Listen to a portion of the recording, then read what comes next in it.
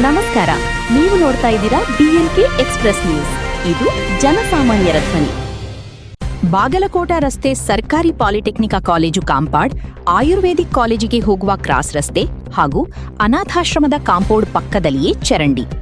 ಇದು ಮಹಾನಗರ ಪಾಲಿಕೆ ಮತ್ತು ಜಿಲ್ಲಾಡಳಿತ ಹಾಗೂ ವಾರ್ಡ್ ಸದಸ್ಯರು ಯಾವುದೇ ರೀತಿ ಪರಿಹಾರ ಒದಗಿಸಿ ಕೂಡುತ್ತಿಲ್ಲ.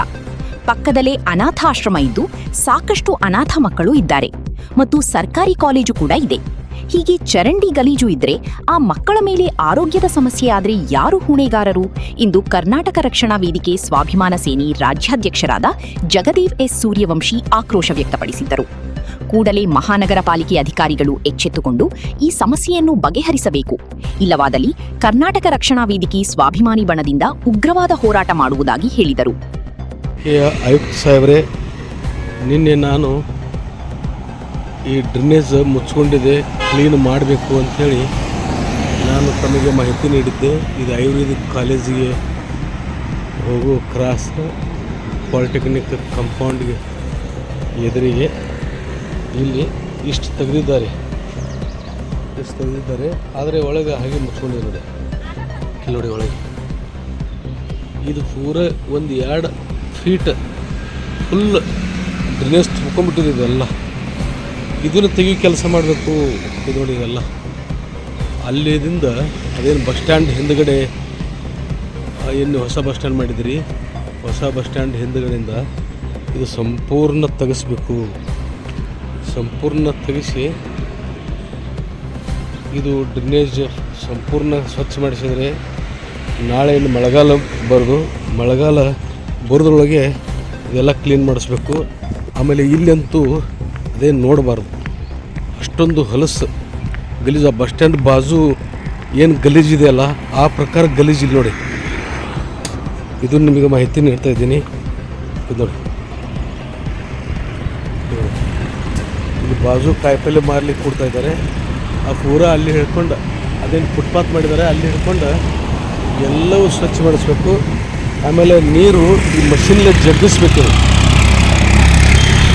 ತಮ್ಮ ಮಷಿನ್ ತೊಗೊಂಡು ಈ ನೀರು ಜಗ್ಗಿಸ್ಬೇಕು. ಬರೀ ಅರ್ಧಂಬರ್ಧ ಮಾಡ್ತಾರೆ ಕೆಲಸ, ಮಾಡ್ತಾರೆ. ಅದೇ ಬೇಜಾರಾಗ್ತಾ ಇರೋದು.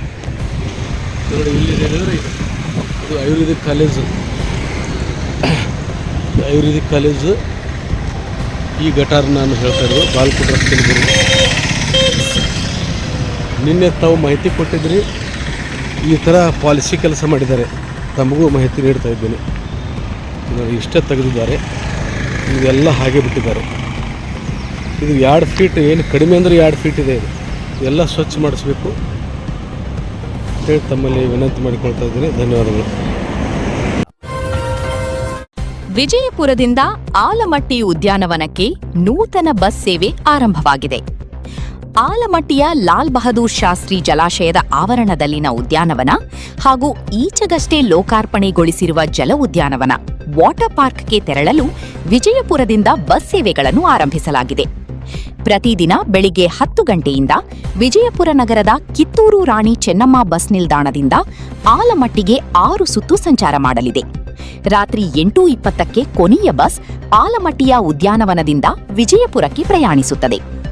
ಸಾರ್ವಜನಿಕರು ಈ ಸೌಲಭ್ಯವನ್ನು ಸದುಪಯೋಗಪಡಿಸಿಕೊಳ್ಳಬೇಕು ಎಂದು ಕೈಗಾರಿಕೆ ಮತ್ತು ಮೂಲ ಸೌಲಭ್ಯ ಅಭಿವೃದ್ಧಿ ಹಾಗೂ ವಿಜಯಪುರ ಜಿಲ್ಲಾ ಉಸ್ತುವಾರಿ ಸಚಿವ ಎನ್.ಡಿ. ಪಾಟೀಲ್ ವಿನಂತಿಸಿದರು.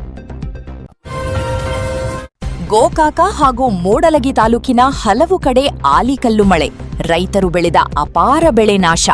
ತೋಟಗಾರಿಕೆ ಇಲಾಖೆಯ ಅಧಿಕಾರಿಗಳು ಬೆಳೆ ಸಮೀಕ್ಷೆ ನಡೆಸಿ ಸರ್ಕಾರದಿಂದ ರೈತರಿಗೆ ಪರಿಹಾರ ಕೊಡಿಸಬೇಕು ಎಂದು ಕರವೇ ಉತ್ತರ ಕರ್ನಾಟಕ ರಾಜ್ಯಾಧ್ಯಕ್ಷ ಶ್ರೀ ಮಂಜುನಾಥ್ ಜಲ್ಲಿ ಮನವಿ.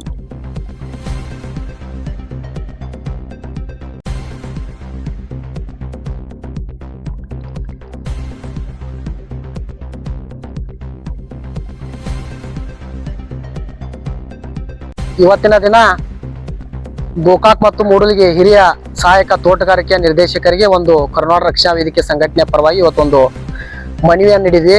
ಏನಪ್ಪಾ ಅಂತಂದ್ರೆ, ಕಳೆದ 1 ವಾರಗಳ ಹಿಂದೆ ಮತ್ತು ನಿನ್ನೆ ರಾತ್ರಿ ಸುರಿದಂತ ಆನೆಕಲ್ಲು ಮಳೆಗೆ ಇವತ್ತು ನಮ್ಮ 2 ತಾಲೂಕಿನಾದ್ಯಂತ ಇವತ್ತು ಅಪಾರ ಪ್ರಮಾಣದಲ್ಲಿ ಇವತ್ತು ಬೆಳೆಗಳು ನಾಶವಾಗೋದೈತಿ, ಇವತ್ತು ಹಾನಿಯಾಗಿದಾವ. ಅದು ಕುರಿತಾಗಿ ನಾವು ಸರ್ ಇವತ್ತು ನಿರ್ದೇಶಕರಿಗೆ, ತೋಟಗಾರಿಕೆ ನಿರ್ದೇಶಕರಿಗೆ ನಾವು ಒತ್ತಾಯ ಮಾಡ್ತೀನಿ. ದಯವಿಟ್ಟು ನೀವು ಎಲ್ಲೆಲ್ಲಿ ನಮ್ಮ ಭಾಗದೊಳಗ ಬೆಳೆಗಳು ನಾಶ ಆಗಿದಾವ ನೀವು ಖುದ್ದಾಗಿ ಪರಿಶೀಲನೆ ಮಾಡೋದ್ರ ಜೊತೆಗೆ ಇವತ್ತು ಸರ್ಕಾರ ಮಟ್ಟದಾಗಿದ್ದು ಬರುವಂತ ಅನುದಾನವನ್ನ ಮತ್ತು ಪರಿಹಾರ ಧನವನ್ನ ನೀಡ್ಬೇಕಂತೇಳಿ ನಾನು ಇವತ್ತು ಅಧಿಕಾರಿಗಳಲ್ಲಿ ಮನವಿ ಮಾಡ್ತಾ ಇದ್ದೀನಿ.